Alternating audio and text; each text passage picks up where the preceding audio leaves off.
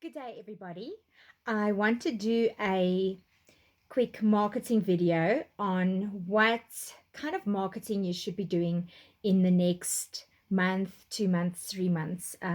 Bearing in mind that we want to um, take part in the opportunities that's out there for accountants presently, which would be your businesses that are opening specifically for COVID related services that's required right now.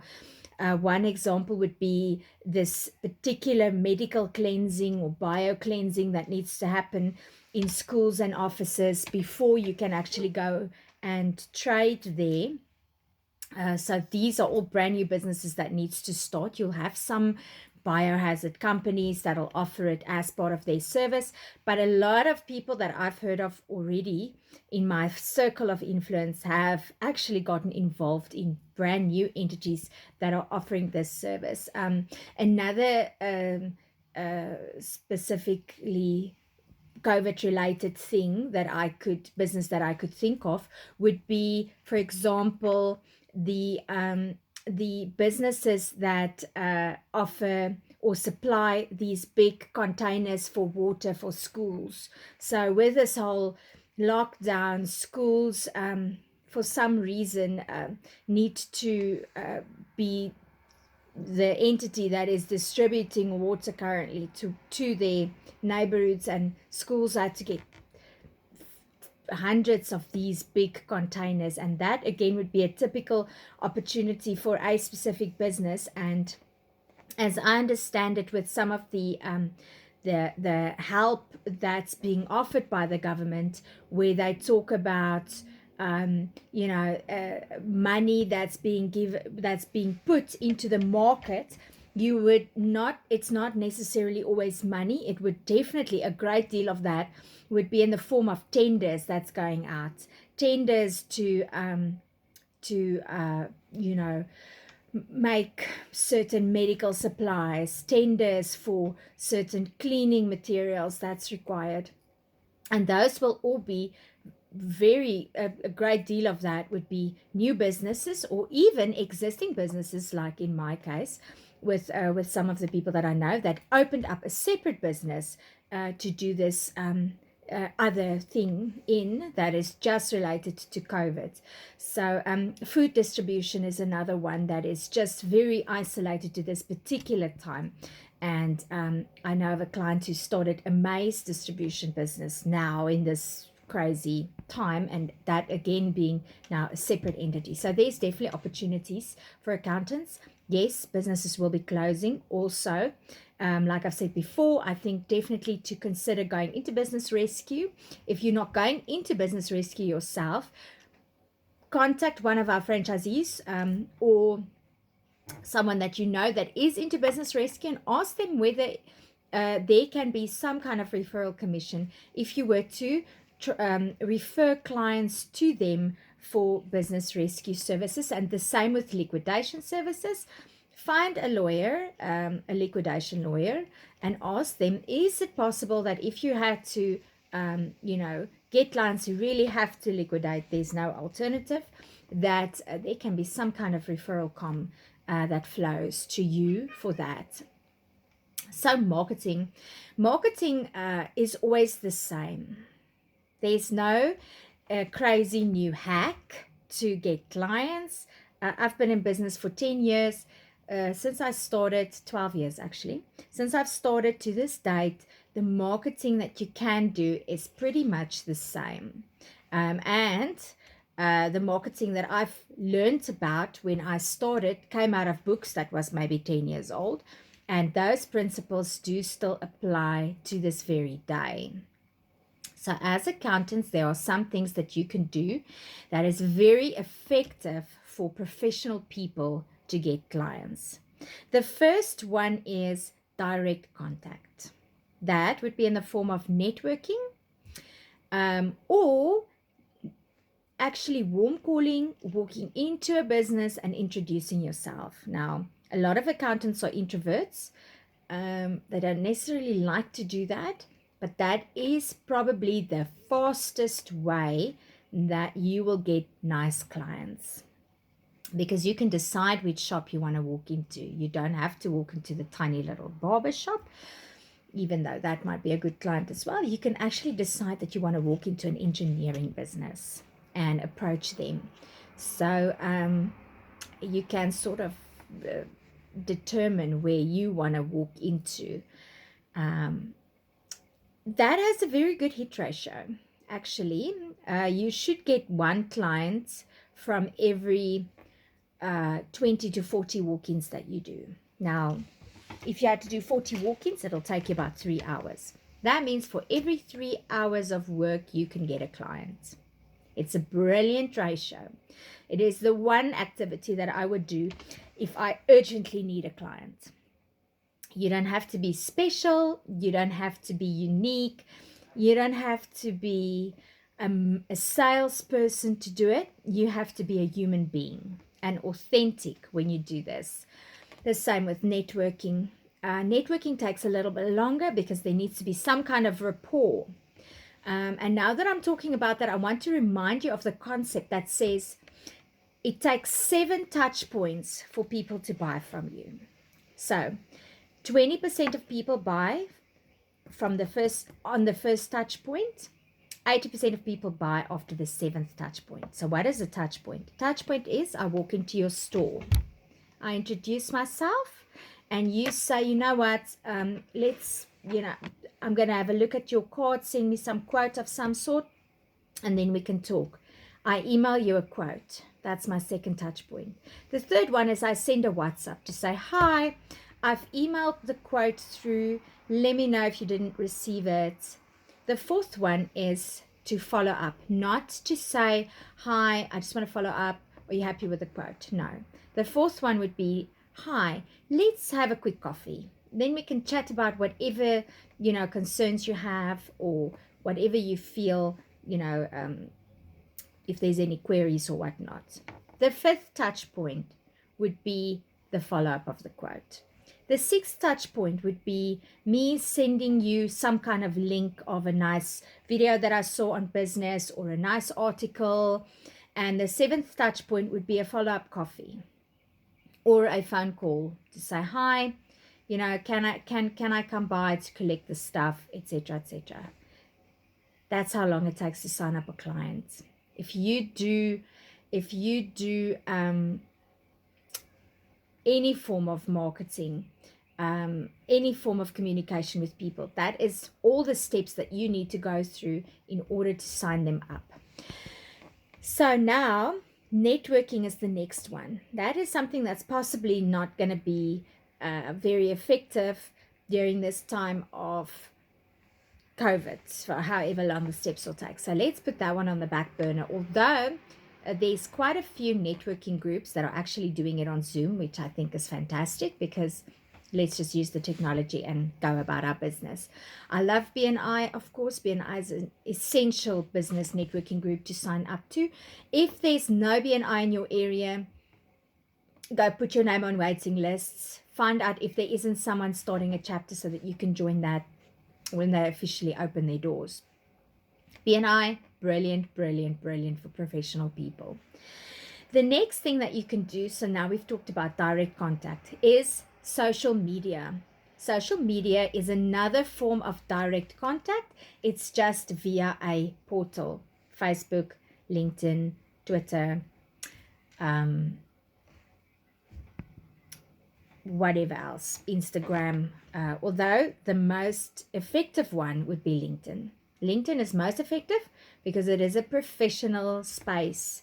Also with LinkedIn, I can go onto someone's profile. I can see this person is the managing director of Chem Clean Pty Limited for the last 20 years. So one, I know this business is an established business. 2, I know this owner is a solid person to do business with because his business has been around for 20 years. So already you have a lot of info. There's other things that you can see on LinkedIn if you looked a bit to see how big is the enterprise, how many people is he employing, how many connections does he have. He's only got 3 or 4 connections. He's not very active. If he's got 1,000 connections, you know this guy's active on LinkedIn, and you would probably get a chance to get in touch with him. What do I do on LinkedIn? I send a personal message in LinkedIn. So first, make sure your profile looks good, you've got a great picture, and then you send a personal message. Hi, John. Wow, you have a great profile. I see you've been in business for 10 years. That is quite an achievement. I'm an accountant and I specialize in small businesses. Let me know if you need any assistance with cash flow planning.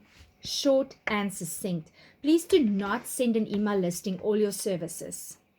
Do a personal message and highlight one. I would often to individuals say, hi, Shelley, you have a great profile. Thank you for connecting. I always start with that. Thank you for connecting. You have a great profile. Well done on your achievements. I'm an accountant, and if you need any tax assistance, let me know, Corin. And that's it. So not a long, extended thing about everything that you can do. Remember, your first contact is not to sell. Your first contact is to get the person to get back to you.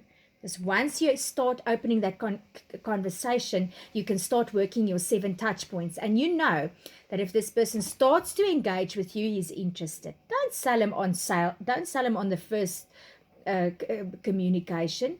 Make sure you go through all 7. In the interim, if at step 3 he says, yes, please come in, take my stuff, wonderful.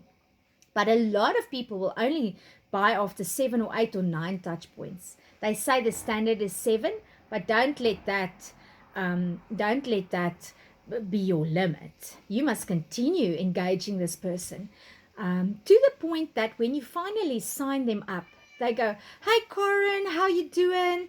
Yes, I had this great day. Remember I told you about? There's some kind of rapport with you and this client, and it becomes so easy to sell them a service. Okay, so the point of LinkedIn is not to sell. The point of LinkedIn is to start a conversation with that person so that you at some point can offer them a service. You just want to throw out a hook which they can grab onto. From there, you start reeling in. First, you need to just hook them with something. And the biggest hooks is SaaS and cash flow. Clients have cash flow situation. They need your help. They need, not necessarily in trouble, but they want to plan better. So cash flow is a great hook. And the other hook is SaaS. Clients get a phone call from SaaS. They don't know if everything's right. They need a tax clearance and they can't get hold of their accountant. So SaaS is the other great hook. It's an easy one to use. And there's constant deadlines with SaaS. So, and now, of course, there's all these admin penalties that's being issued. So SaaS is really a great, added value, added mechanism for us to use for marketing purposes. So that's LinkedIn. Facebook, generally not a great place to market. It's a great place to create awareness. So always be aware of the fact that you get marketing. Marketing is split in 2. The one aspect of marketing is creating awareness. The other aspect of marketing is generating sales. It's 2 different things. So you got to know that, is the effort that I'm putting in going to generate sales for me, or is it going to create awareness? If I look at awareness creating things, I look at billboards, my magnet on my car, flyers in the post box, Facebook. Those are awareness. Even a video on LinkedIn or on Facebook or those are awareness tools. So people will watch it and they'll go, oh, this person is great, or this person seems influential. Same on Facebook.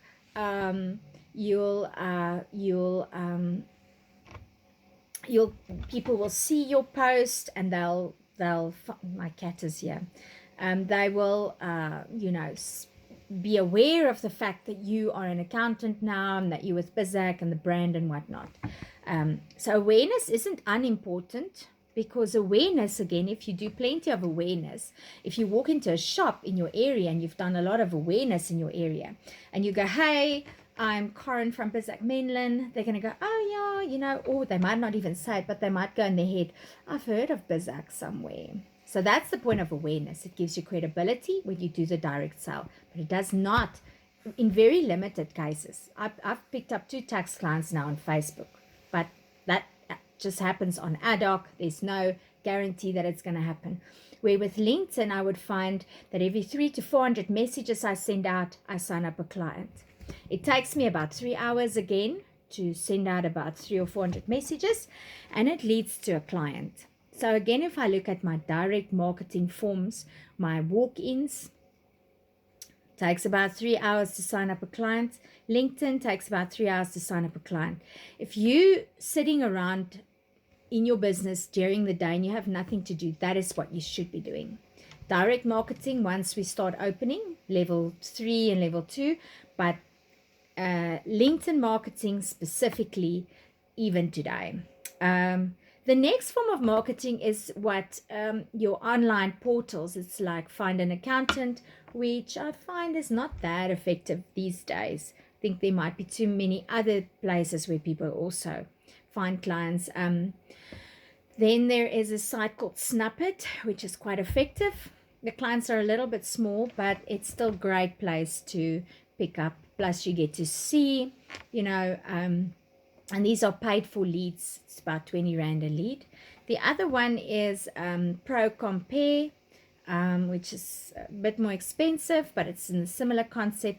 You register, they'll send through leads, and you can then buy the lead depending on whether you're interested or not. So that would be the next form of marketing that you can look at specifically now during this time. I've picked up a client on Snupit now, so my first client and the first time I've ever clicked on. So what to do when you're working with Snupit or ProCompare? You can't just send a quote or phone the person once. You have to remember the 7 touch points. Find a way, first and foremost, to speak to this person on the phone and to speak to them via Zoom or in a meeting. Those two, I can't emphasize how important it is. You've got to meet this person, preferably before you quote. I never quote unless I've spoken to the person and met them. Never. Because you'll quote and you'll be completely out of the ballpark. You'll either completely overquote and the guy will never phone you back, or you'll completely underquote. They will phone you back and you'll end up doing so much work for ridiculous fees. You can't, it's too dangerous to quote before you've met somebody. And that's very cold. If I get a lead on Snupit and I click on it and I send them a quote, that's very cold.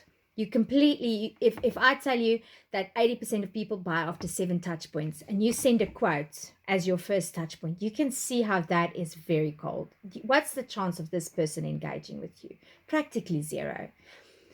Send a WhatsApp to say, hi, got your info on Snupit. I sent you a mail with just some little bit of info about me, not pricing. I wouldn't do pricing.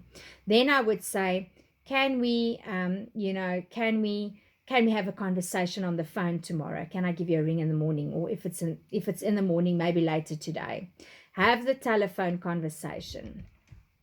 Then send a quote if need be, because with Snupit sometimes they want to get info, but try and get as much info as you can and quote for what the client needs for that particular moment.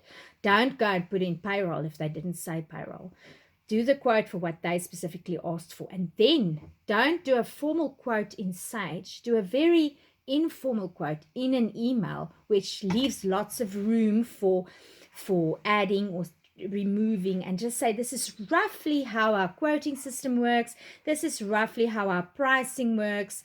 And then from there on, give them some time to look at it, 2 or 3 days, follow up with a phone call or a WhatsApp to say, hey, can we please meet or have a Zoom conversation to discuss this further? That is how you close any lead, but particularly these that you get online as well.